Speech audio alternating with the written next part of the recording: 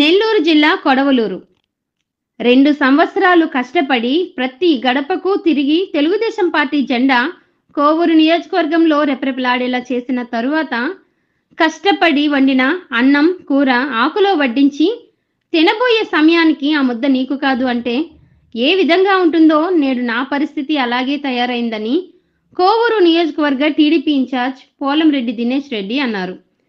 కొడవలూరు మండలం north రాజుపాలెంలోని PSR కళ్యాణ మండపంలో జరిగిన నియోజకవర్గ స్థాయి కార్యకర్తల ఆత్మీయ సమావేశంలో ఆయన మరియు మాజీ శాసనసభ్యులు పోలంరెడ్డి శ్రీనివాసులు రెడ్డి మాట్లాడారు.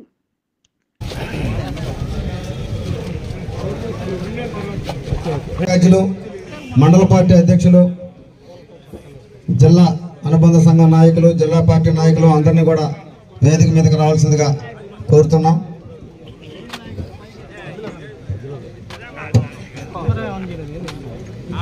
దయచేసి ముందుకు వరుస ప్రతి గడపకి ప్రతి అడుగు ప్రజల కోసం కార్యక్రమంగా ప్రతి గడపకి కూడా తిరుగుతూ చేస్తున్నటువంటి కార్యక్రమాల్ని అన్నిటికీ కూడా సహకరించినటువంటి తెలుగుదేశం పార్టీ మిత్రులకు, నాయకులకు అందరికీ ధన్యవాదాలు తెలియజేసుకుంటూ ఈ కార్యక్రమాన్ని ఉద్దేశించి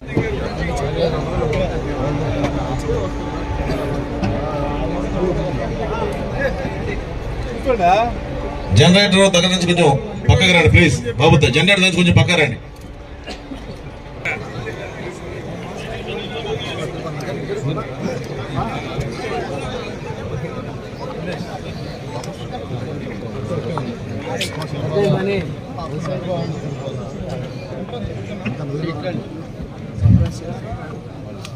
తెలుగుదేశం పార్టీ చేసినటువంటి మన మాజీ శాసనసభ్యులు, కోవూరు నియోజకవర్గ అభివృద్ధి ప్రదాత పోలంరెడ్డి శ్రీనివాసరెడ్డి గారిని మరి కోరుతున్నాం.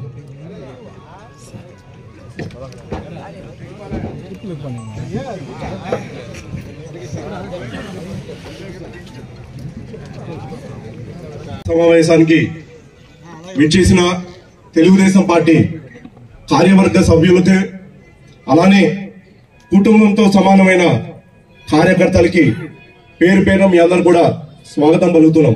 అలానే వేదిక మీద చాలా మంది పెద్దలు కూర్చున్నారు.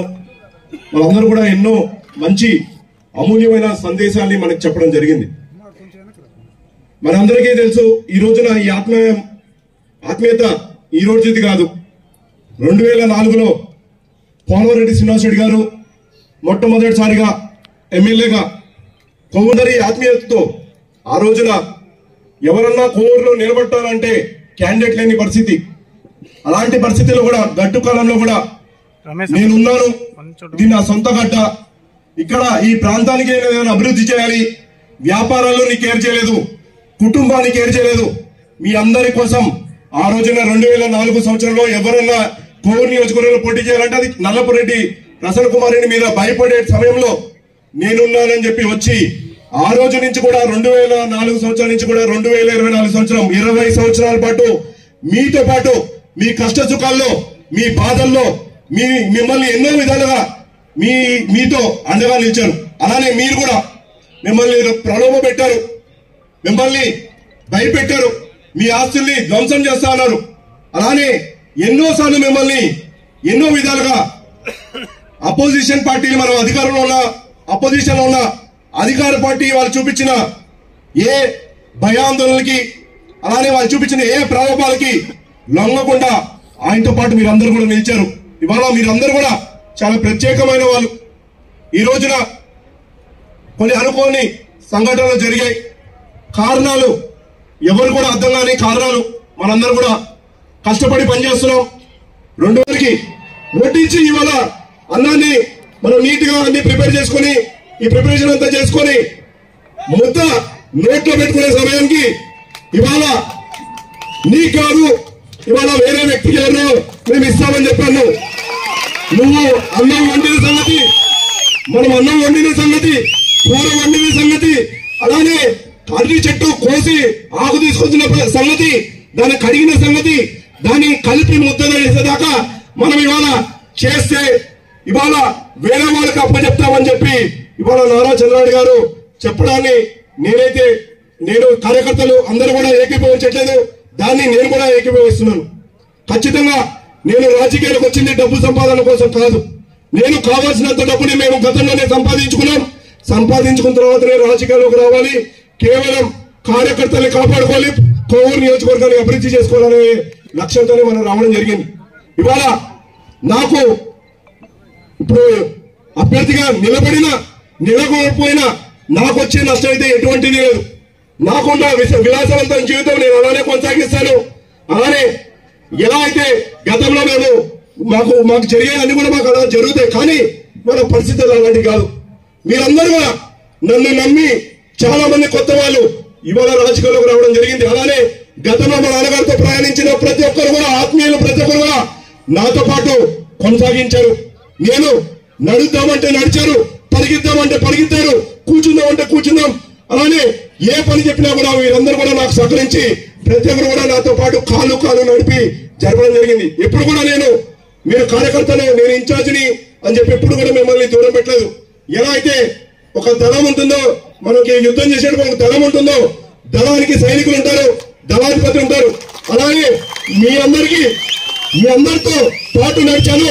మీ అందరికీ ఒక దళాధిపతిగా ఉండి మీకు ఒక దిక్సూచిగా ఉండాలని మాత్రమే నేను ప్రయత్నించాను. కానీ ఎప్పుడు కూడా ఎవరిని కూడా వేరుగా చూడాలి. మా కుటుంబ సభ్యులనే చూశాను. ఏ రోజు మీరు మా ఇంట్లోకి వచ్చిన మా కాదు రానున్న 20 ఏళ్ళు 25 ఏళ్ళు కూడా ఆయనకి నేను అండగా ఉండాలి, తెలుగుదేశం పార్టీకి అండగా ఉండాలని చెప్పి సదుద్దేశంతో నేను రాజకీయాలకు రావడం జరిగింది. నేను గెలుస్తానని ఓడతానని ఆలోచించాను. 2024 ఎలక్షన్ వస్తే నాకు 2023 తెలుసు. గెలుస్తానా ఓడతానా అని చెప్పి నేను ఎప్పుడు కూడా ఆలోచించలేదు.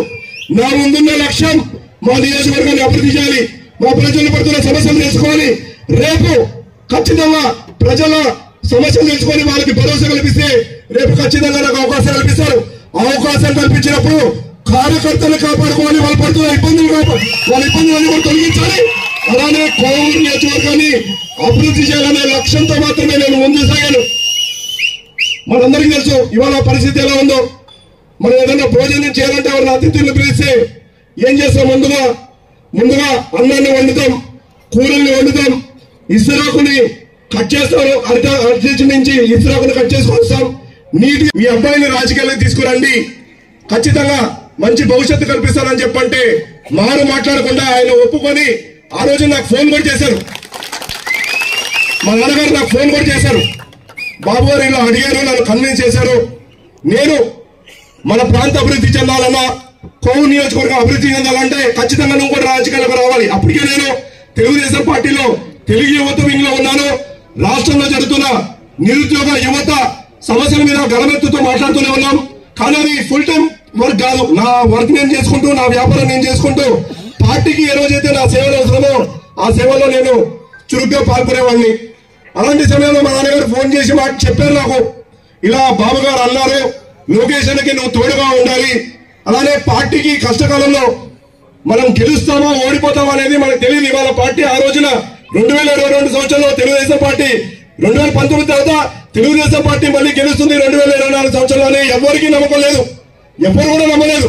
మనమే కాదు, అన్ని జిల్లాల్లో ఉన్న అన్ని కాన్స్టిట్యూన్సీలు కూడా తెలుగుదేశం పార్టీ గెలుస్తుందని చెప్పి ఎవరు కూడా నమ్మకం పెట్టుకోలేదు. గెలిచినా ఓడినా మనము తెలుగుదేశం పార్టీ గణాన్ని ప్రజల్లోకి తీసుకెళ్లాలి, మనం పోరాటం చేయాలి.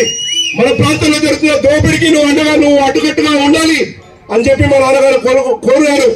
నా వ్యాపారాన్ని పక్కన పెట్టాను, నేను చేస్తున్న పనులను పక్కన పెట్టాను, నా కుటుంబాన్ని పక్కన పెట్టాను. పార్టీ కోసం ఏ రోజైతే నాకు ఇన్ఛార్జ్ గా బాధ్యత చేశారో ఆ రోజు నుంచి కూడా మీ అందరి సహకారంతో ఎన్నో కార్యక్రమాలు చేశాం. నియోజకవర్గంలో మనకు తెలుసు ఎన్ని దోపిడీలు జరిగాయి. ఇసుక దోపిడీ, గ్రామీణ దోపిడీ, ప్యాకెట్ దోపిడీ అని చేస్తున్నారు. అలానే రైతులకి నీళ్ళకుండా ఇబ్బంది పెడుతుంటే ప్రతి ఒక్క ఇబ్బందిలో నేను నా గలమెత్తి మీ అందరికీ అంటే ప్రజలకు అండగా నిలిచాను.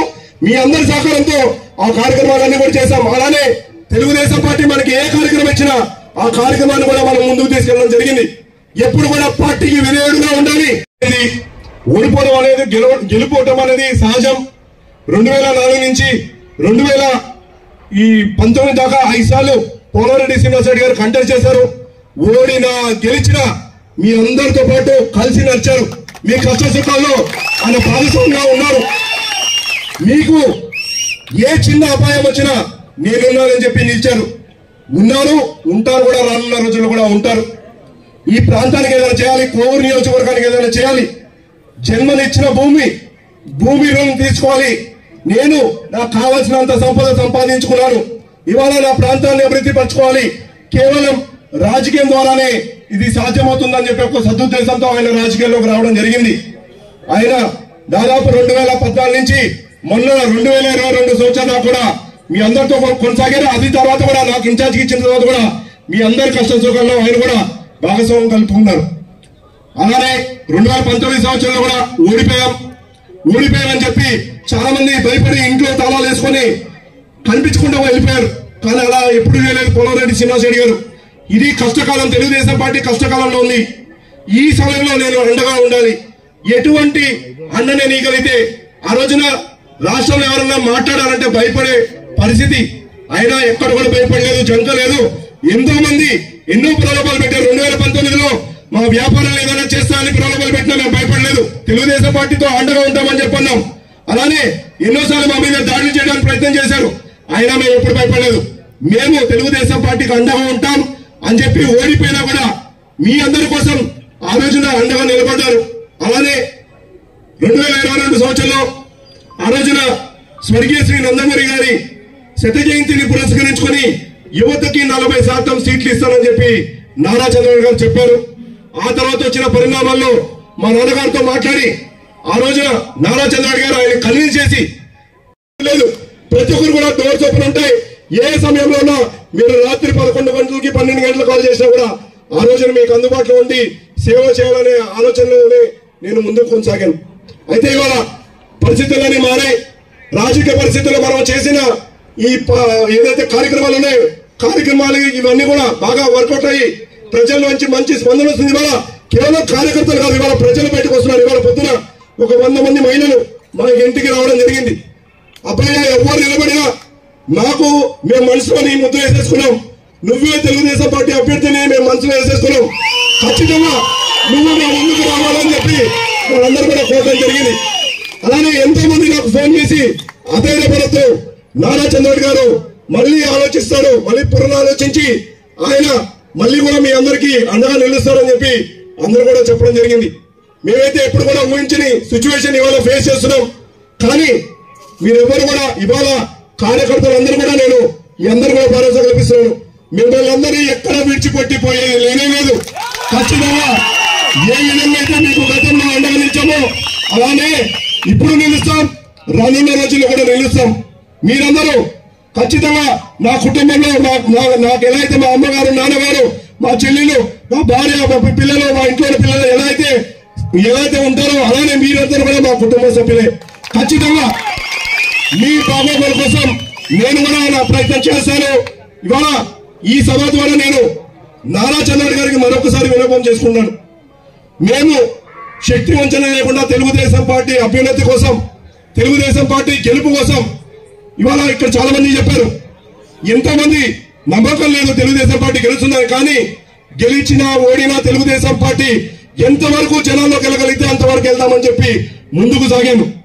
ఆ నమ్మకాన్ని ఇవాళ నాతో పాటు ఇక్కడ ఉన్న అందరికీ కూడా కల్పించడం జరిగింది. ఖచ్చితంగా మనం గెలుస్తున్నాం. తెలుగుదేశం పార్టీ జెండాని కోవూరు నియోజకవర్గంలో ఎగిరేస్తామని చెప్పి ఇక్కడున్న అలానే ప్రజలకు కూడా భరోసా కల్పించారు. భరోసా కల్పించడం వల్ల వాళ్ళ పరిస్థితులన్నీ మారాయి. ఖచ్చితంగా తెలుగుదేశం పార్టీ గెలవబోతుందని చెప్పి ఇది కేవలం మన నియోజకవర్గంలో కాదు, నెల్లూరు జిల్లాలో కాదు, రాష్ట్రంలోనే కోవూరు నియోజకవర్గం ఖచ్చితంగా నెల్లూరు జిల్లాలో గెలవబోతుందని చెప్పి ఒక ఓర్వడిని మనం తీసుకొచ్చాం. అంతా బాగున్న సమయంలో ఇలాంటి నిర్ణయం తీసుకోవడం నారా చంద్రబాబు గారు నాకు కూడా బాధాకరంగా ఉంది. ఆయన్ని మరొకసారి పునరాలోచించమని చెప్పి ఆయన ఖచ్చితంగా కోరుతున్నాను. అలానే నారా లోకేష్ గారు మొట్టమొదటి నుంచి కూడా నేను రాజకీయాల్లోకి వచ్చినప్పటి నుంచి కూడా నాకు అండగా నిలిచారు. ఆయనను కూడా మళ్ళీ ఒకసారి నేను కోరుతున్నాను. మీరందరూ కూడా మరొకసారి పునరాలోచించండి. మా కార్యకర్తలు ఇవాళ మీరు అందరూ కూడా చెప్తూనే ఉంటారు ఎప్పుడు కూడా నారా చంద్రబాబు గారు తెలుగుదేశం పార్టీ కుటుంబ సభ్యులు 70 లక్షల మంది కార్యకర్తలున్న కుటుంబం తెలుగుదేశం పార్టీ. దాన్ని నేను గట్టిగా నమ్మాను.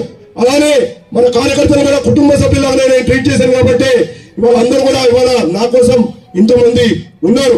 వీళ్ళందరి అభిప్రాయం మీరు తీసుకోండి. వీళ్ళందరూ మీ ప్రజల అభిప్రాయం తీసుకోండి, కార్యకర్తల అభిప్రాయం తీసుకోండి. ఏది బాగుంటే ఖచ్చితంగా ఆ నిర్ణయానికి నేను కట్టుబడి ఉంటానని చెప్పి నారా చంద్రబాబు గారు చెప్తారు. ఇవాళ ఇక్కడ వచ్చిన కార్యవర్గ సభ్యులను చూస్తేనే మీ అందరూ కూడా అర్థమవుతుంది. తెలుగుదేశం పార్టీ అధ్యక్షులకి, జాతీయ అధ్యక్షులు నారా చంద్రబాబు గారికి, అచ్చెన్నాయుడు గారికి, నారా లోకేష్ గారికి మరొకసారి నేను ఈ సభ ద్వారా మీ అందరూ కూడా కోరుతున్నాను. మరొకసారి మీ ఆలోచన మరొకసారి పునరాలోచించండి.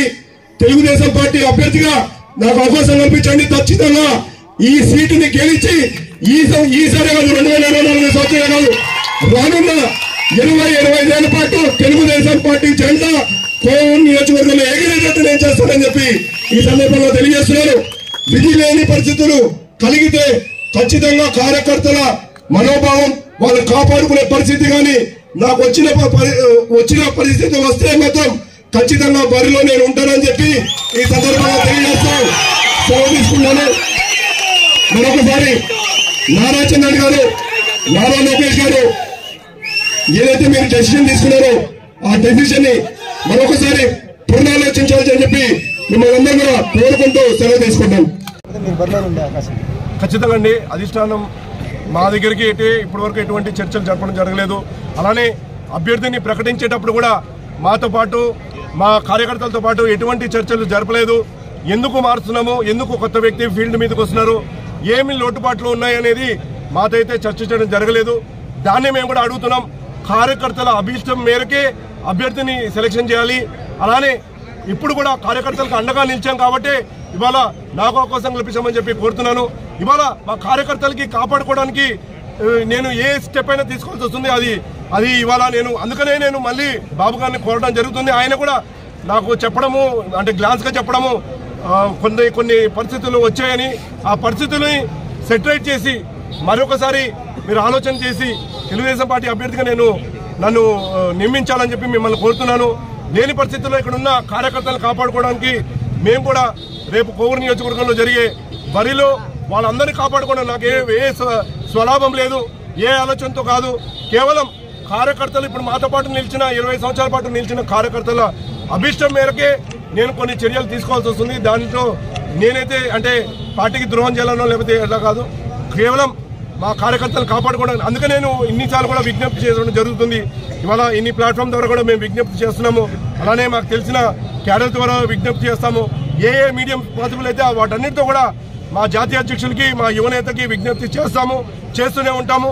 ఇంకా విధి లేని పరిస్థితుల్లో ఖచ్చితంగా కోవూరు నియోజకవర్గం బరిలో నిలవాల్సి వస్తుందని చెప్పి ఈ సందర్భంగా తెలియజేస్తుంది.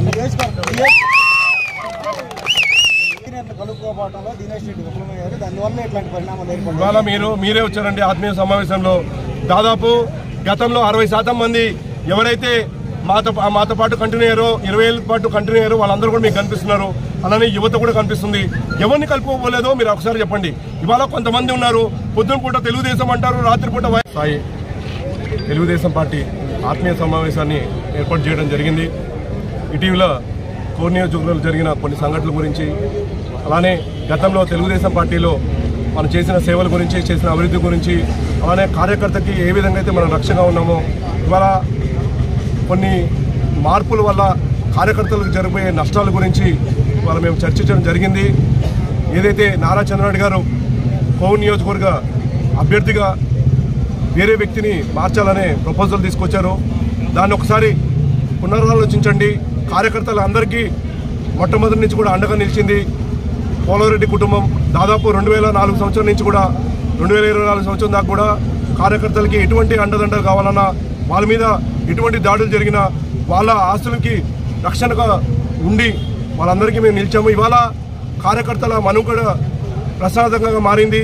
ఈ రోజు దాకా వాళ్ళు తెలుగుదేశం పార్టీ అంటే కార్యకర్తల పార్టీగా ఉండి ఈ రోజున కొత్త వ్యక్తులకు వచ్చి ఉన్న గౌరవాన్ని 20 ఏళ్ళుగా వాళ్ళు కాపాడుకున్న స్థానాన్ని వాళ్ళు కోల్పోతాము. అలానే ఏ విధంగా అయితే గతంలో రక్షగా ఉన్నామో మేము, మాకు అలాంటి రక్ష ఎవరు కల్పిస్తారని చెప్పి వాళ్ళందరూ కూడా కోరడం జరుగుతుంది. ఇవాళ ఈ వేదిక ద్వారా తెలుగుదేశం పార్టీ కార్యవర్గం ద్వారా మేమందరూ కూడా ఒకటే కోరుతున్నాం నారా చంద్రబాబు గారిని, మరొకసారి మీరు కోవూరు నియోజకవర్గ తెలుగుదేశం పార్టీ అభ్యర్థిలో నిర్ణయాన్ని మరొకసారి పునరాలోచించండి. ఏ విధంగా అయితే నేను కష్టపడానో, నన్ను తెలుగు యువతలో పనిచేసేటప్పుడు ఆంధ్ర రాష్ట్రంలోనే 40% యువతకి సీట్లు కల్పించాలి అన్న ఒక సదుద్దేశం తీసుకొని అందులో మొట్టమొదటిగా నా పేరుని ప్రకటించారు. అప్పటి నుంచి కూడా తెలుగుదేశం పార్టీ గెలుపుకై కోవూరు నియోజకవర్గ ప్రజలు పడుతున్న సమస్యలకై మా నియోజకవర్గంలో జరుగుతున్న దోపిడీలపై నేను గరమెత్తి నేను ప్రజలకు అండగా నిలిచాను. అలానే కార్యకర్తలకు అండగా నిలిచాను. అలానే ఇవాళ వైఎస్ఆర్సీపీ పాతుకుపోయింది ప్రజల్లో.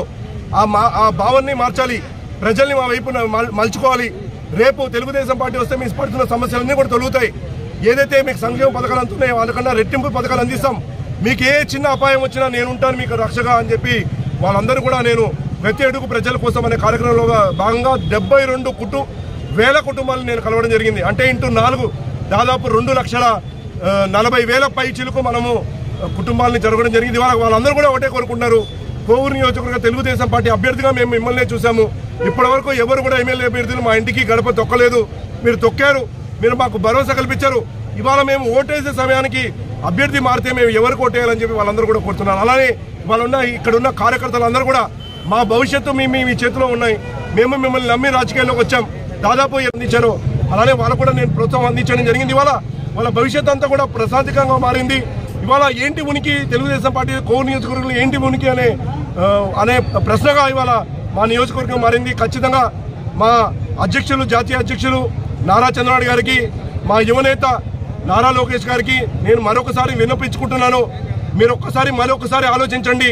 కార్యకర్తల అభిష్టాన్ని మేరకు మళ్ళీ కూడా ఏ విధంగా అయితే నన్ను ఇంతకుముందు ఇన్ఛార్జిగా కేటాయించారు అలానే మళ్ళీ కూడా తెలుగుదేశం పార్టీ అభ్యర్థిగా నాకు మళ్ళీ మీరు అవకాశం కల్పించాలని చెప్పి కోరుకుంటూ ఖచ్చితంగా కోవూరు నియోజకవర్గాన్ని గెలుచుకుంటాం. తెలుగుదేశం పార్టీ జెండాని కేవలం 2024 సంవత్సరం కాదు, రానున్న 20 సంవత్సరాలు కూడా తెలుగుదేశం పార్టీ జెండాని కోవూరు నియోజకవర్గంలో తీసే దరిదాపు కూడా ఎవరు రాని పరిస్థితి తీసుకొస్తామని చెప్పి ఈ సందర్భంగా తెలియజేస్తూ ఇవాళ అభ్యర్థుల మెరిట్స్ ఖచ్చితంగా చూడాల్సిన అవసరం ఉంది. నేను యువత కోటాలో వచ్చాను, చదువుకున్న వ్యక్తిని, అలానే దేశ విదేశాల్లో జరుగుతున్న అన్ని సమస్యల మీద నాకు తెలిసిన వ్యక్తిని, అలానే 2 ఏళ్ల పాటు కోవూరు నియోజకవర్గంలో జరుగుతున్న సమస్యల పట్ల, మా నియోజకవర్గంలో పడుతున్న దోపిడీల పట్ల, అలానే ఇక్కడ ప్రజలు ఎదుర్కొంటున్న ఏవైతే సమస్యల పట్ల నేను గలమెత్తాను. ఆ సమస్యలన్నీ కూడా నేను నోట్ డౌన్ చేసుకోవడం జరిగింది. ఈ సమస్యలన్నీ కూడా నాకు తెలుసు. ఖచ్చితంగా సొంత గడ్డ బిడ్డని, కోవూరు నియోజకవర్గం ముద్దు బిడ్డని నేను. నాకు ప్రజలు అవకాశం కల్పించడానికి ఎదురు చూస్తున్నారు. మీరు కూడా ప్లాట్ఫామ్ ఇవ్వాలని చెప్పి ఈరోజు కోరుకుంటున్నాను. ఏదైనా విధి లేని పరిస్థితులు వస్తే ఖచ్చితంగా మేము కూడా మా సొంత నిర్ణయాలు తీసుకోవాల్సి వస్తుంది. ఎందుకంటే ఇది నా కోసం కాదు, ఈ కార్యకర్తల కోసం. నాకు జరిగే నష్టం చాలా చిన్నది, కానీ మమ్మల్ని నమ్ముకున్న కార్యకర్తలకి చాలా భారీ నష్టం జరుగుతుంది. వాళ్ళ కోసం నేను కొన్ని డెసిషన్ తీసుకోవాల్సి వస్తుంది. నేను ఈ డెసిషన్ తీసుకోకముందే మా అధ్యక్షులు, మా యువనేత మీరు మరొకసారి పునరాలోచించి తెలుగుదేశం పార్టీ అభ్యర్థిగా నన్ను ప్రకటించాలని చెప్పి మిమ్మల్ని కోరుకుంటాం. తెలుగుదేశం పార్టీ వ్యతిరేక చర్యలు చేపడుతుంటారు. అలాంటి వాళ్ళని కలుపుకోపోలేదంటే వాళ్ళని మా కార్యకర్తలు యాక్సెప్ట్ చేయాలి కదా. వాళ్ళు మేము తెలుగుదేశం పార్టీ అని ముందుకు సాగుతున్నారు, కానీ కార్యకర్తలు ఎక్కడ కూడా కలుపుకొని పోవట్లేదు. వాళ్ళతో పాటు కార్యక్రమాల్లో పార్టిసిపేట్ చేయట్లేదు. తెలుగుదేశం పార్టీ వ్యతిరేక చర్యలు చేపడుతున్నారు. అలాంటి వాళ్ళని అభిష్టం మేరకు నేను ఎలా ముందుకు సాగిస్తాను. అలాంటి వాళ్ళని తప్ప ప్రతి ఒక్కరు, అది సీనియర్ అయినా జూనియర్ అయినా వాళ్ళందరూ కూడా కలుపుకోపోయాము. వాళ్ళందరితో పాటే పైన జరిగింది, జరుగుతుంది, జరగబోతుంది కూడా. పార్టీ నిర్ణయం మారకపోతే ఏమన్నా పార్టీ మారే ఆలోచనలు ఉన్నాయి? లేదు, నేను ఆల్రెడీ చెప్పాను కదా పార్టీ నిర్ణయం.